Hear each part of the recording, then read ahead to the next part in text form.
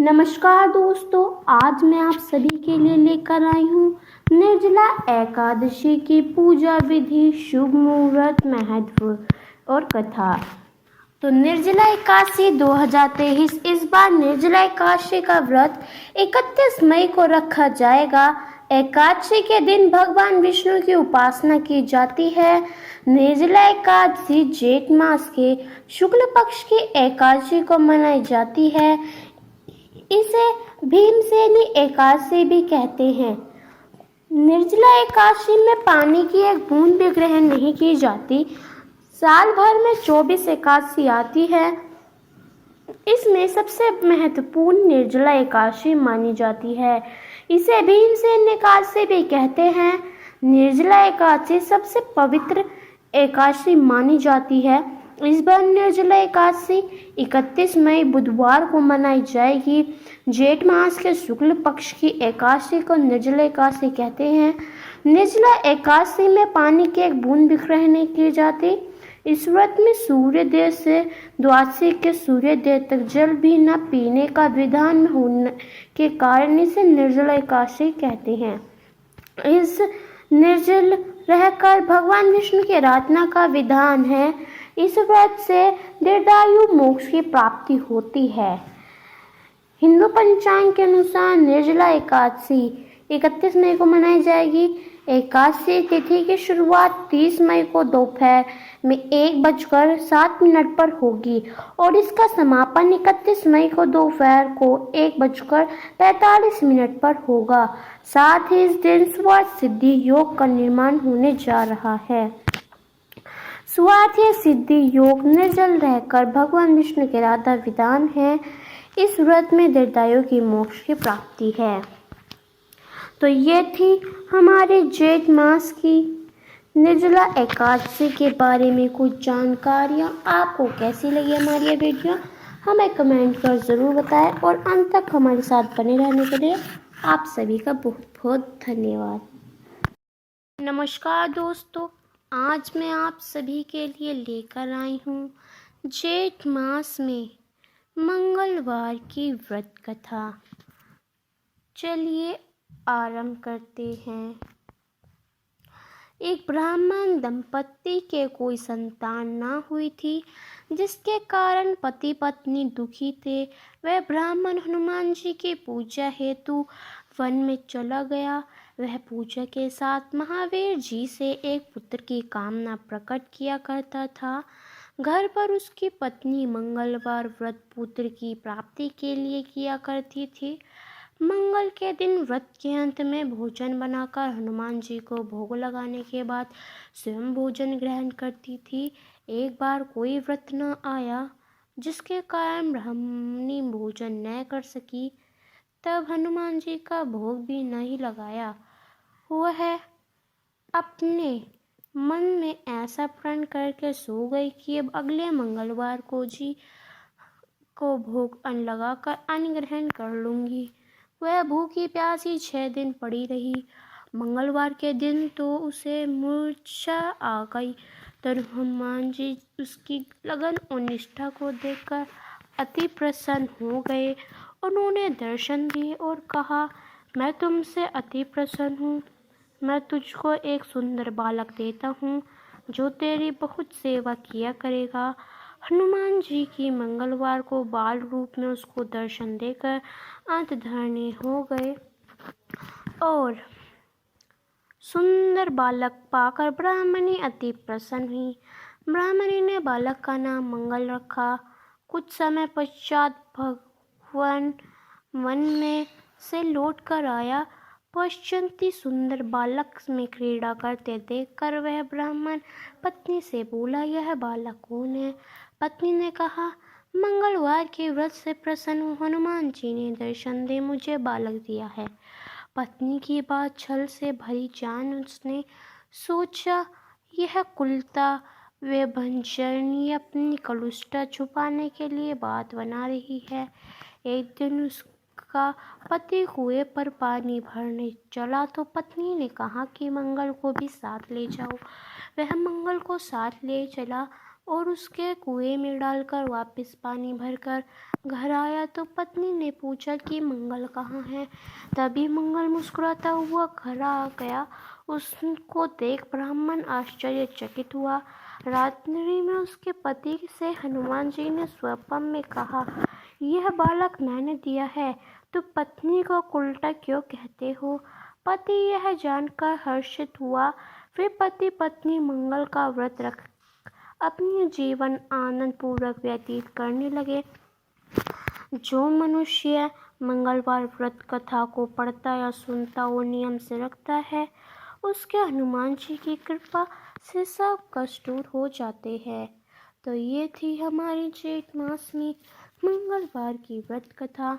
आपको कैसे लगी हमें कमेंट कर ज़रूर बताएं और अंत तक हमारे साथ बने रहने के लिए आप सभी का बहुत बहुत धन्यवाद।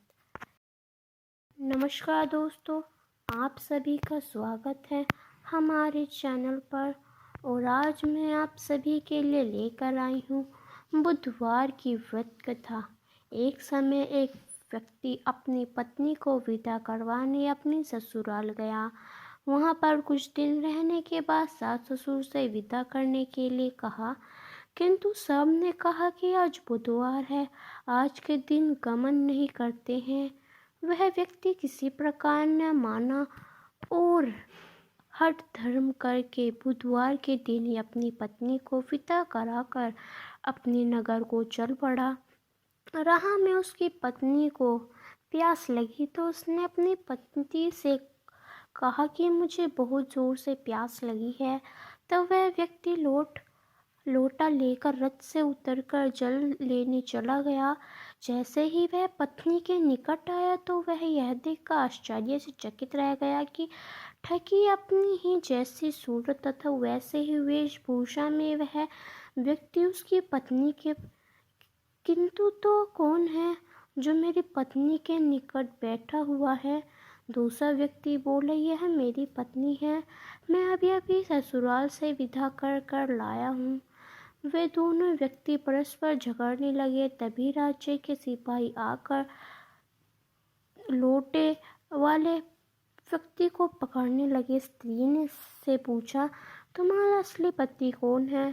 तब पत्नी शांत ही रही, क्योंकि दोनों एक जैसे थे। वह किसे अपना पति कहे। वह व्यक्ति ईश्वर से प्रार्थना करता हुआ बोला, है परमेश्वर, यह क्या लीला है कि सच्चा झूठ बन रहा है। तभी आकाशवाणी हुई कि मूर्ख, आज बुधवार के दिन तुझे गमन नहीं करना था, तूने किसी की बात नहीं मानी। यह सब लीला। बुद्धदेव अपनी गलती के लिए क्षमा मांगी। तब बुद्धदेव की अंतर्ध्यानी हो गए। वह अपनी स्त्री को लेकर घर आया। तब बुधवार का व्रत वे दोनों पति पत्नी नियम पूर्वक करने लगे। जो व्यक्ति इस कथा को श्रवण करता तथा सुनता है, उसको बुधवार के दिन यात्रा करने में कोई दोष नहीं लगता। उसको स्वर्ग प्रकाश से सुखी की प्राप्ति होती है। तो ये थी हमारी जेठ मास में बुधवार की व्रत कथा। आपको कैसे लगी हमें कमेंट कर ज़रूर बताएं और अंत तक हमारे साथ बने रहने के लिए आप सभी का बहुत बहुत धन्यवाद। नमस्कार दोस्तों, आप सभी का स्वागत है हमारे चैनल पर। और आज मैं आप सभी के लिए लेकर आई हूँ जेठ मास में बृहस्पतिवार की व्रत कथा। चलिए आरंभ करते हैं। प्राचीन काल में एक ब्राह्मण था। वह बहुत निर्धन था। उसके कोई संतान नहीं थी। उसकी स्त्री बहुत मलिनता के साथ रहती थी। वह स्नान न करती, किसी देवता का पूजन न करती। इससे ब्राह्मण देवता बहुत दुखी थे। बेचारे बहुत कुछ कहते थे, किंतु उसका कुछ परिणाम न निकला। भगवान की कृपा से ब्राह्मण की स्त्री के कन्या रूपी रतन पैदा हुआ। कन्या बड़ी होने पर प्रातः स्नान करके विष्णु भगवान का जाप वह बृहस्पतिवार का व्रत करने लगी। अपने पूजन पाठ को समाप्त करके स्कूल जाती तो अपनी मुट्ठी में जौ भरकर ले जाती और पाठशाला के मार्ग में डोलती जाती। तब ये जौ स्वयं के हो जाते। लौटते समय उनको बीज बीन कर घर को ले आती थी। एक दिन वह बालिका सूप में उस सोने के जौ को फटका कर साफ कर रही थी कि उसके पिता ने देख लिया और कहा, हे बेटी, सोने के जौ के लिए सोने का सूप होना चाहिए। दूसरे दिन बृहस्पतिवार था। इस कन्या ने व्रत रखा और बृहस्पति देव से प्रार्थना करके कहा, मैंने आपकी पूजा सच्चे मन से की हो तो मेरे लिए सोने का सूट दे दो। बृहस्पति देव ने उसकी प्रार्थना स्वीकार कर ली। रोजाना की तरह वह कन्या जौ फैलाती हुई जाने लगी। जब लौटकर जौ बीन रही थी तो बृहस्पति देव की कृपा से सोने का सूप मिला। उसे वह घर ले आई और उसमें जौ साफ करने लगी, परंतु उसकी माँ का वही ढंग रहा। एक दिन की बात है कि वह कन्या सोने के सूप में जौ साफ कर रही थी। उस समय उस शहर का राजपुत्र वहां होकर निकला। इस कन्या के रूप और कार्य को देखकर मोहित हो गया तथा अपने घर आकर भोजन तथा जल त्याग कर उदास होकर लेट गया। तब राजा को जब इस बात का पता लगा तो अपने प्रधानमंत्री के साथ उसके पास गए और बोले, हे बेटा, तुम्हें किस बात का कष्ट है? किसी ने अपमान किया है अथवा और कारण हो सो कहो, मैं वही कार्य करूँगा जिससे तुम्हें प्रसन्नता हो। अपने पिता की राजकुमार ने बता सुनी तो वह बोला, मुझे आपकी कृपा से किसी बात का दुख नहीं है। किसी ने मेरा अपमान नहीं किया है, परंतु मैं उस लड़की से विवाह करना चाहता हूँ जो सोने के सूप में जौ साफ कर रही थी। यह सुनकर राजा आश्चर्य में पड़ा और बोला, हे बेटा, इस तरह की कन्या का पता तुम ही लगाओ, मैं उसके साथ तेरा विवाह अवश्य ही करवा दूंगा। राजकुमार ने उस लड़की के घर का पता लगवा लिया। तब मंत्री उस लड़की के घर गए और ब्राह्मण देवता को सभी हाल बतलाया। ब्राह्मण देवता राजकुमार के साथ अपनी कन्या का विवाह करने के लिए तैयार हो गए तथा विधि विधान के अनुसार ब्राह्मण की कन्या का विवाह राजकुमार के साथ करा दिया। कन्या के घर से जाते ही पहले की भक्ति उस ब्राह्मण देवता के घर में गरीबी का निवास हो गया। अब भोजन के लिए भी अन्न बड़ी मुश्किल से मिलता था। एक दिन दुखी होकर ब्राह्मण देवता अपनी पुत्री के पास गए। बेटी ने पिता की दुखी अवस्था को देखा और अपनी माँ का हाल पूछा। तब ब्राह्मण ने सभी हाल कहा। कन्या ने बहुत सा धन देकर अपने पिता को विदा किया। इस तरह ब्राह्मण का कुछ समय सुखपूर्वक व्यतीत हुआ। कुछ दिन बाद फिर वही हाल हो गया। ब्राह्मण फिर अपनी कन्या के यहाँ गया और सारा हाल कहा तो लड़की बोली, हे पिताजी, आप माताजी को यहाँ लेवा लाओ, मैं उसे विधि बता दूंगी जिससे गरीबी दूर हो जाए।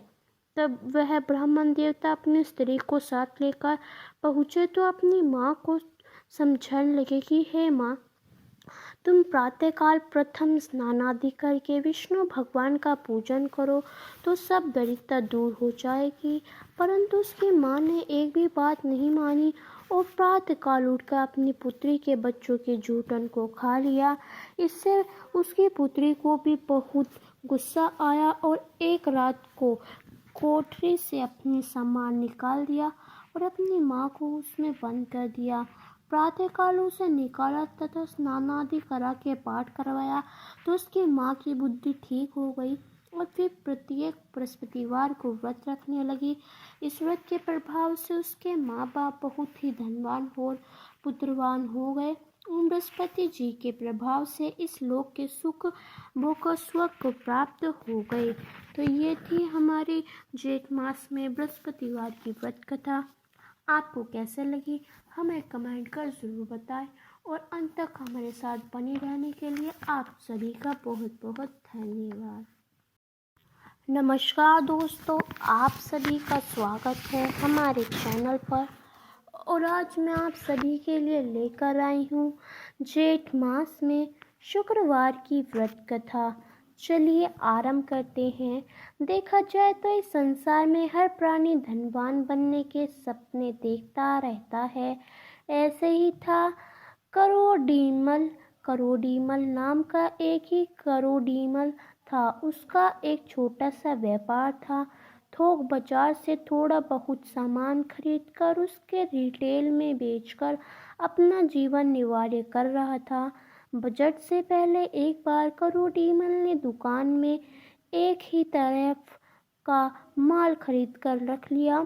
उसने विश्वास था कि बजट में इसके रेट बढ़ेंगे, परंतु हुआ उल्टा। किस्मत ने बजट में बहुत उस वस्तु के रेट आधे रह गए।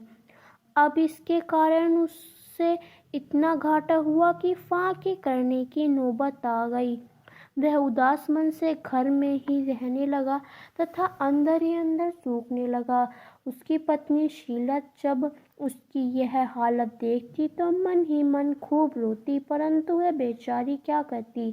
धीरे धीरे घर में रखा सब अनाज खत्म हो गया। अब वह बेचारी क्या करती। इतनी चिंताओं में डूबी शीला रात रात भर सो नहीं पाती। वह हर रोज सवेरे उठकर मंदिर जाया करती। वहाँ पर माँ लक्ष्मी विष्णु जी की जोड़ी को हाथ जोड़कर प्रार्थना करती। हे माँ लक्ष्मी, हे भगवान, आप मेरे उजड़े घर को बचा लो। मेरे पति की हालत को सुधार दो, अन्यथा हम दोनों मर जाएंगे। एक दिन मैं उदास होकर मंदिर की सीढ़ियों पर बैठी थी। तभी एक महिला उससे श्री वैभव लक्ष्मी की किताब कुमकुम लगाकर देकर गई।